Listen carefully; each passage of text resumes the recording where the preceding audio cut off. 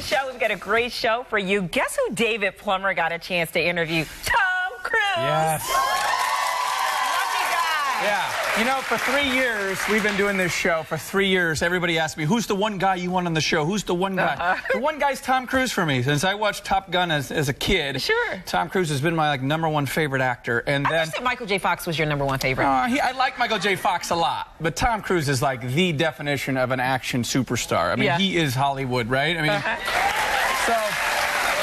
And you missed the assignment. Yeah, so they asked me if I want to fly to London to go get Tom Cruise on the red carpet, and I already had a vacation booked to Cancun. It was the first time in my life that I wished I was not on vacation, and I wished that I was working, because not only did he talk to him in London, he talked to him here in Chicago, and you're going to get a chance to see that. Yes, all of that. But guess who you're going to get to see live on the show tomorrow? Who watches Dancing with the Stars? Who loves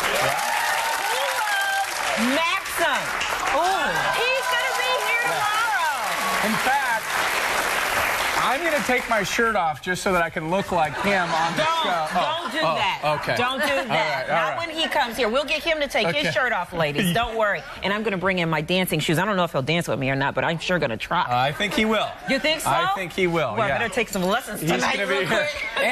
And tomorrow on the show, Julia Collins from Chicago area, she became the winningest female contestant ever on Jeopardy.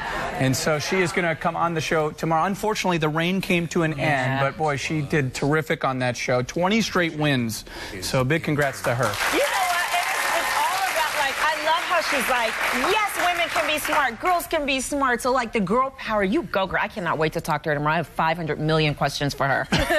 Maybe I should sit that segment out. I don't know. I'm just so curious about the whole process. She's smart as a whip. Oh, yeah. And she has a technique, too, with the buzzer. So, anyway, we'll talk about that tomorrow with her. Let's get to today. Let's bring in the family. We have Gia and Nina with us today. Good morning, ladies. Hey. Aren't you excited for you? I bet you wish you were here tomorrow.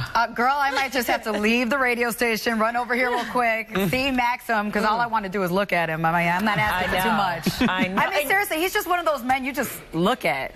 Yeah, but he's got the accent and everything. Yeah, he also doesn't have to talk. I just look at him. Yeah. Just look at him. He's such a bad boy, too. Yes. So, you know, all the girls like him. Absolutely. So bad. Bad boy. He is. That's his trending, nickname. Oh, you know what? A bad girl, potentially, is trending. Rihanna. She's creating a lot of controversy because of the outfit that she wore. Somebody's a big Rihanna fan out there.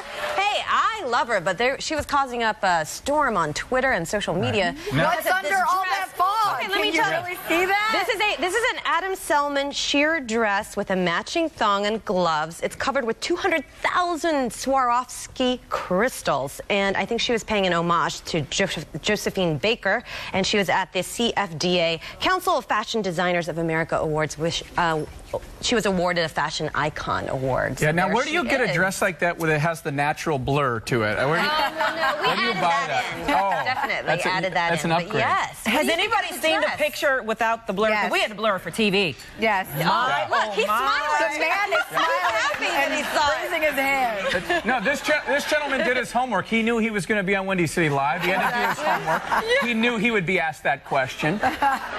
I'm just saying, as a woman, she has a fantastic body. You got to give props where they're due. As a woman, you have to give props where they're due. Don't be a hater. She has a banging body. Yes, she's not, and she's not afraid to show it. No, she's not. Well, I think the people that were upset with her are saying that, you know, she's a role model. My daughter listens, you know, like. But she's already said, I don't want to be a role model. Well, she said, Yeah, but you know what? That whole debate about celebrities. Once you become a celebrity, are you automatically a role model? You Do are. you have a choice? You don't.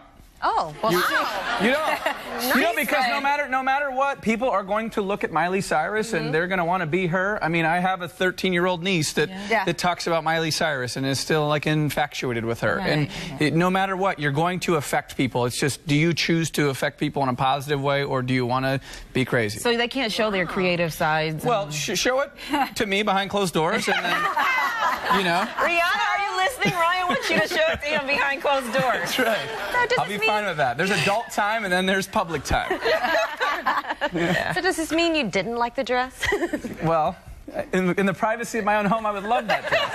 But since she's supposed to be a role model, you're saying no. I think that it was a little, it's a little much. Yeah, well, all right. Well, have you guys heard about this? The TSA, there's a TSA at O'Hare. You know how when you take these flights, you have to sit on those hard benches after they make you take off all your clothes, it seems like. Right, yeah. You have to get naked to go through the TSA. Unless you're Rihanna, you just walk right through it. We can see everything. I don't think you can hide anything. Nice, Ryan. Perfect. Yeah, and then sometimes, like, you have to stand at the end when people are sitting there taking their time, and you have to, like, struggle to put your shoes back on and your ladies' jewelry and belts and things, and you're kind of falling over. Well, there's a TSA checkout number 3 at O'Hare. They're still gonna, like, upgrade totally. They're doing couches, soothing music, wall art. I love it. Yeah, bottle service. Yes. I'm like, while you're tying your shoelaces, here's a shot. Yeah. That's great, but how about this? How about just open all the lines so we can go through faster? How about keep it moving? That's going to make people chill. Oh, because they do have those lines from time to time. The worst is when you're at the airport and you see, like, 2 of them shut down and, like, you're all in, like, one line. Yeah. And then you think you're actually going to the shorter line, but it's actually just taking you to the other side of the room and it's longer. Right. It's like, really? I thought I was getting through. I thought it was all VIP. They're like, yeah, no, you're in the longer line. Right. Oh, my God, my favorite thing is when they look at you and they're like, hey, you can go to this line where you don't have to take your shoes off. And I love that. But how do they determine that? I don't know. How are they doing that? Because they look at your boarding pass and then they kind of like do something. I always wonder what's the sign. Yeah. If you're one way, you're getting checked. If you're one way, you're definitely getting checked. Well, yeah. Yeah, because it's like, why aren't you coming back? Yeah, what you got going on? Why But they do write something on your pass, and you're always trying to figure out what that is. You're like, what did they write in there? Yeah, why didn't she get that? Yeah. Right. All right. Well, kudos to Seattle. Their city council just approved last night. This is huge for workers out in Seattle. They're going to have the highest minimum wage in the country in 7 years, up to $15 an hour. Currently, it's $9.25. Yeah.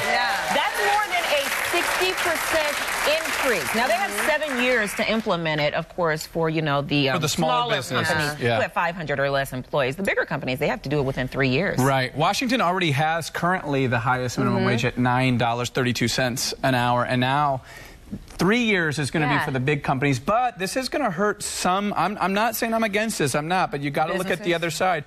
A lot of franchises are owned by small business owners, so you got to see how that's going to affect them too. The continuing debate over raising the minimum wage has always been, could this potentially lead to layoffs? Does this mean that you're not going to create as many jobs? Is it going to be a huge burden on small businesses? Right. But the other side of that is when you actually put more money into the pockets of hardworking Americans, they spend more. So it actually stimulates the economy. Right. And then it actually helps keep up with inflation, because really the minimum wage does not keep up with inflation. Well, speaking of putting, Seattle is really expensive too. I know. And speaking of expensive and keeping money in pockets, did you know 1/3 of kids between 18 and 35 are now living at home with their parents because they go to college, they get these expensive student loans. They can't find a job. They have to live at home. Can you imagine living at home with your parents? I don't know. If I'm 35 living at home, I would take the streets, I think. Oh, wait. Ryan, that's not true. I totally disagree. I would totally live at home with my mom. Would your mom let you live there at 35? Totally, absolutely. So your mom doesn't get on your nerves whatsoever. You know what? Because then I could pay off my student loans. A lot of people have a lot of student loans. I think a lot of students also say, she would pay them off for you if you were there that long. They also say, if I knew then what I know now, it's like they go off on their own and they see, hey, I had to get a job while I was studying and everything, and I couldn't pay for going out just for a burger and fries with friends and a cocktail. Now they're like, hey, kind of rent-free, can come and go as I please, because it becomes more you came home and the parents like, my baby's home. Do you want me to cook for you? Do you want me to do your laundry? And so you don't have to do anything. I have to tell you, a lot of my friends have lived home for a couple of years so they can save money to build a down payment to actually buy a place, so they're not just throwing away money after rent. Right. But then comes the question, do you follow your parents? I mean, there are rules when you go back to your parents' house. I mean, you can't be an adult. Really, can you? Right. At your parents' house. It's just, you have a fine line. You can't be disrespectful. You know what I mean? I don't know. Like, if you're 35 and you're at your parents' house, are you just trying to wait them out? No. You're like, this house is going to be mine in like 3 years. No. Well, we have a great Pillow Talk question for you right now, G. Yes, today's Pillow Talk question comes from Kayla in Elgin. What do you do when your very close friend sleeps with your boyfriend, but doesn't tell you until you guys break up? how should I feel and what do you think I should do? Oh, you'd be feeling something, all right. So basically, to make this clear, she didn't know that her girlfriend slept with her boyfriend at the time they were together. They broke up, and then after she and her boyfriend broke up, she realized. But the friend knew that they were together when she slept. Well, yes, yes. Did the friend come clean after and was She like, was hey, never clean, obviously. Okay, but at this point, so Nina, if your girlfriend comes to you and says, I slept with your man, you guys have Your broken up. ex-boyfriend. Your She ex-boyfriend. better have a big distance between us. So you She would better go run. after her? She would. She That is were- my friend. That's a friendship.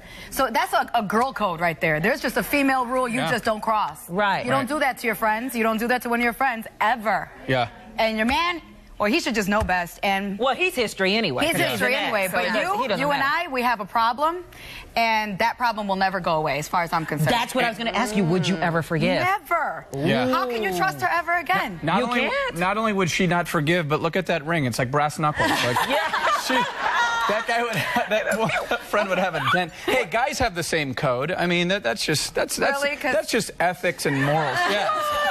Yes. I mean, I've seen some guys be like, dude, Yes. I went out with her. You can go out with her. That's fine. I mean, Yeah, guys don't hold it as strictly as women. Well, guys are more forgiving that way. I will say that. I've actually set up an ex-girlfriend with a buddy of mine. Yes. see, no, that's not very, no. Yes. One of my friends better never, ever, ever date one of my ex-boyfriends.